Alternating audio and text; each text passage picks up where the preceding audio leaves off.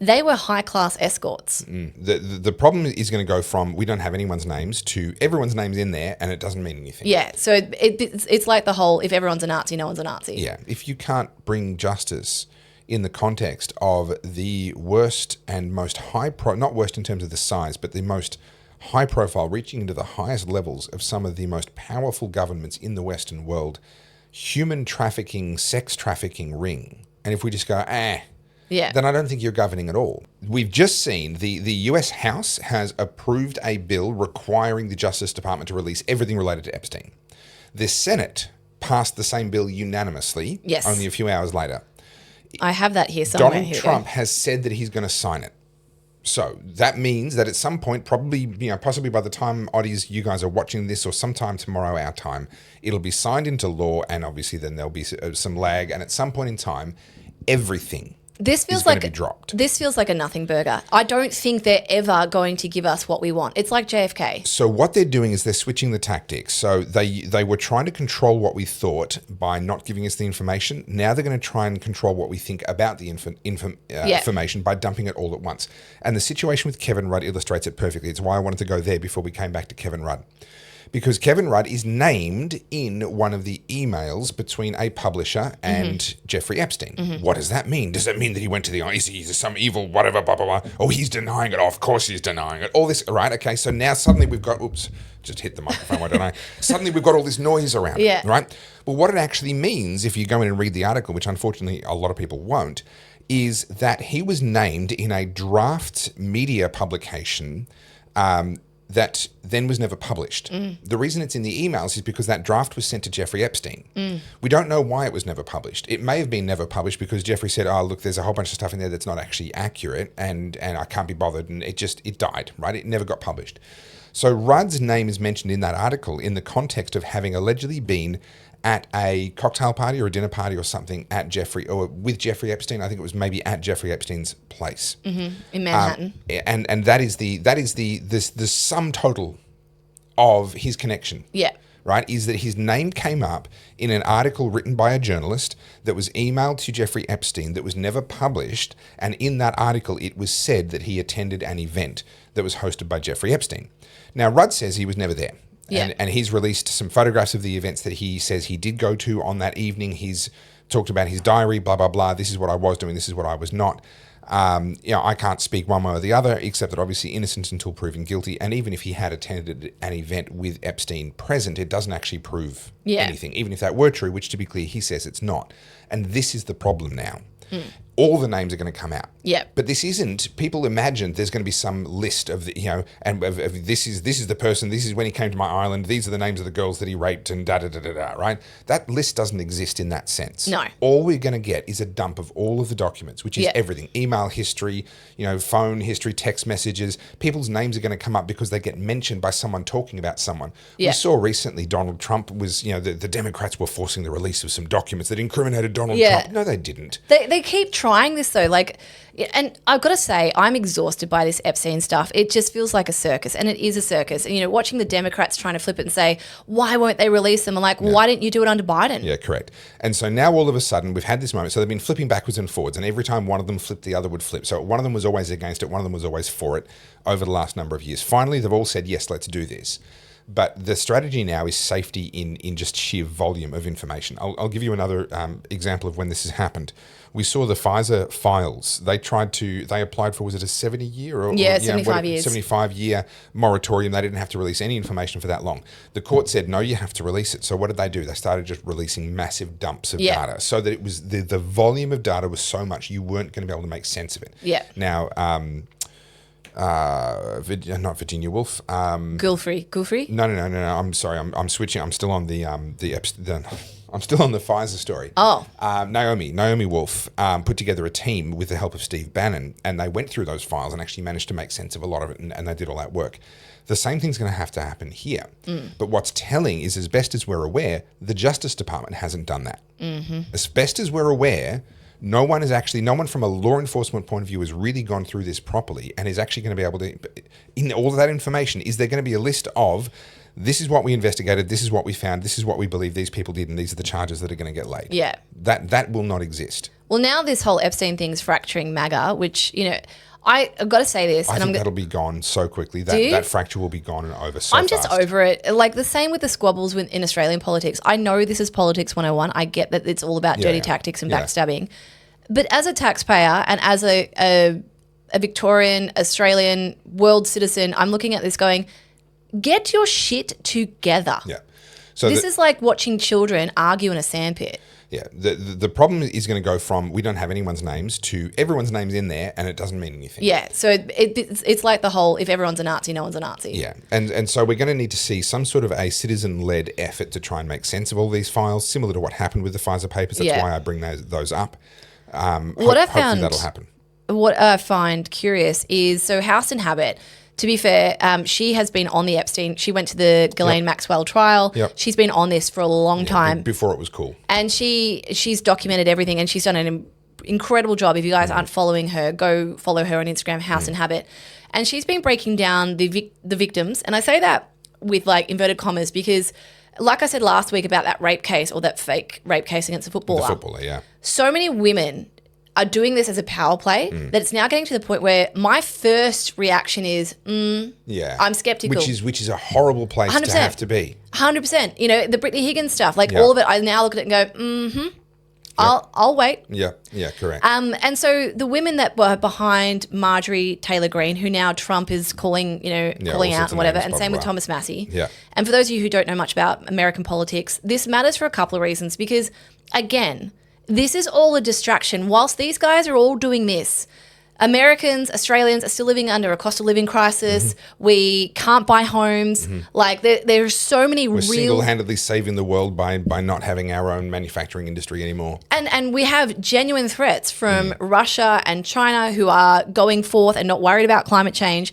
And the best our politicians, our taxpayer-funded politicians can do is squabble over internal shit. I don't have time for it. Yeah. I know that people squabble. I know that people workplaces can be toxic. I get all that. I actually don't care. Yeah. Keep it to yourself. But do also just pay attention with American politics in particular. The splits are very rarely permanent, and in fact, they're very rarely long-lived. So have a look at what happened with Elon Musk and Donald Trump. Yeah. Have a look at what's happened with, Marjorie Taylor Greene came over to Trump's side. I met her at Mar-a-Lago when I was there in February last year. She released one of her books there. They were, best bros, Trump and her. And now all of a sudden they've split. Look, honestly, this Epstein stuff, they split largely because of the Epstein stuff, right? Because Marjorie Taylor Greene didn't flip-flop when Trump did. This will be forgotten and gone in 3 months. It shouldn't be, but it will be. This is just, I'm just saying, this is the reality. This is going to be forgotten and gone in 3 months. And have a look at how quickly Donald Trump, once he realized, hang on, we need to pivot on our rare earth minerals, I'm going to go and buddy up to Anthony Albanese. Yeah. Right, look how quickly that turned. The moment Trump realized he needed something. Yeah. That's the nature of politics. The minute Marjorie Taylor Greene has something useful for Trump, or vice versa, their friendship will be mended instantly. Yeah. Bygones will be bygones in Yeah. a heartbeat. Not because they're actually friends. Yeah. They never were. Yeah. It's because they will buddy up when it's in their mutual interest. Yeah. And look, I get that. But the whole Epstein thing, I don't think we'll ever get the answer. Like everyone that I see commentating online, it doesn't matter if they're American commentators or Australian commentators, everyone thinks that there's like this golden egg somewhere and we're going to uncover it. There is no like holy grail. This is just a massive mess of he said, she said, and like, I don't know, maybe I'm becoming jaded by it all. Does it even matter at this point? Does it even matter? So people have been saying that online. I'm going to go into bat and say it most certainly does. And people the reason I say does it matter is no one's going to be held accountable. Sure. So if you take that presumption, then you could argue that there's no point. Yeah. I think that's a presumption that becomes inevitable if we make the presumption. It's a self-fulfilling prophecy. Yeah. But also, I think it's really important to make the attempt in the same way as I didn't think that protesting down in Melbourne against the lockdowns was going to change the government's policy in any great hurry. But standing up and having it go on the record for all of time that not everyone went along with this was important in its own right. Yeah. And I think, someone made the point earlier today, I'm sick of hearing about this. Can we just talk about, cost of living and climate and da-da-da?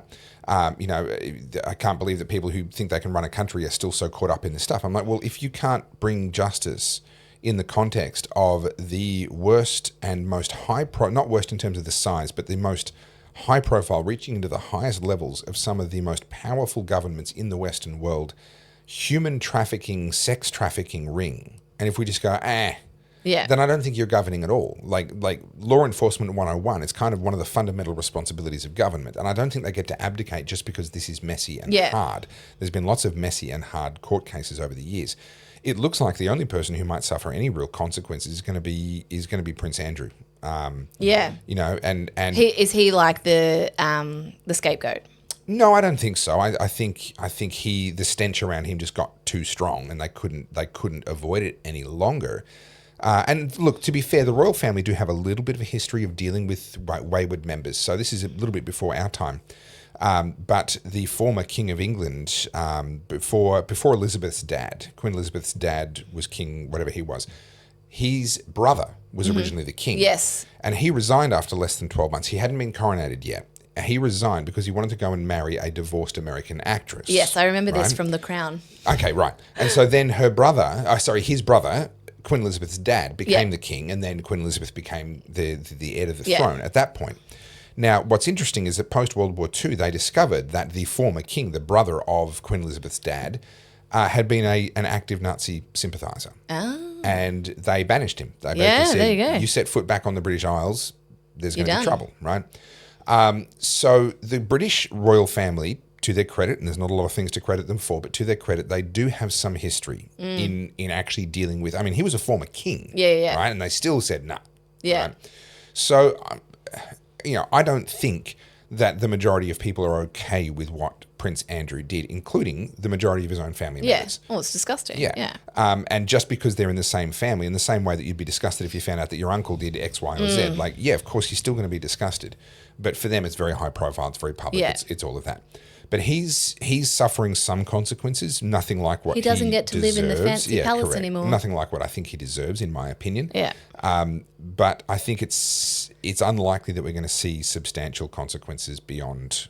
And same with the Clintons. Everyone keeps thinking they're going to have. To finish this point, I still think we have to try.